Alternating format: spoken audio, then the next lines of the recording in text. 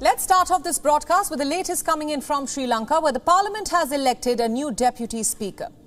Former Deputy Speaker Ranjith Siyambalapitiya has again been elected for the post. The Sri Lanka Freedom Party has put forward his name, which was supported by the SLPP as well. Siyambalapitiya received 148 votes. The main opposition party, that is the SJB, nominated Imtiaz Bakir Markar, who received 65 votes in favour. Remember, just yesterday, Siyambalapitiya confirmed that his resignation from the post of the former Deputy Speaker was accepted by the President, Gotabaya Rajapaksas, and now, within 24 hours, he's elected as the new Deputy Speaker for the Sri Lankan Parliament. Now, all eyes will be on the second crucial test for the Rajapaksa government. The main opposition, the Samagi Jana Balwagaya, or the SJB, has handed over two motions to Parliament Speaker, one against the President and the other against the coalition government headed by his brother and the Prime Minister Mahinda Rajapaksa. The motion is yet to be tabled in Parliament. Mahinda Rajapaksa, who is currently facing calls to resign from his post of Prime Minister, recently refused reports of his resignation and said that he was confident of winning the no-confidence motion. Just yesterday in Parliament, Finance Minister Ali Sabri painted quite a dire picture of the country's economic plight. The island nation is critically short of foreign exchange and has sought an emergency bailout from the International Monetary Fund. Foreign reserves have dropped to a dismal low of $50 million.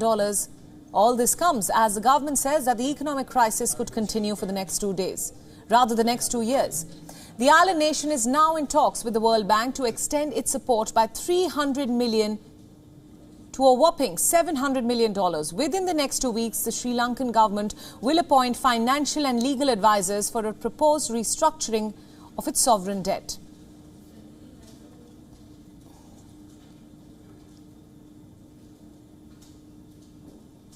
For more details about the political and economic crisis ongoing in Sri Lanka, our correspondent Dasuni Athara has sent us this report from Colombo. Take a look.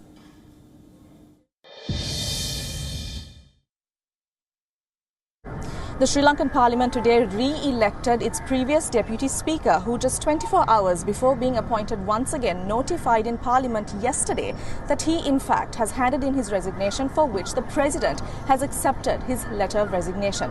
Nevertheless, today's vote showed that 148 votes were cast in favour of this Deputy Speaker, where the Sri Lanka Freedom Party, along with President Gotabaya Rajapaksas, Sri Lanka Podujana Peramuna, decided to reappoint this candidate once again for the post of Deputy Speaker. Now, the opposition has vehemently questioned the ideologies, especially of the Sri Lanka Freedom Party, who earlier intended to remain independent, questioning as to whether they are really on the side of the people or not. Now, stay with WION as we bring you the very latest. Sri Lanka's Parliament is set to convene tomorrow as well, where the roads leading to the Parliament continue to remain closed with high security on site. Reporting from Colombo, I'm Dasuni Athauta.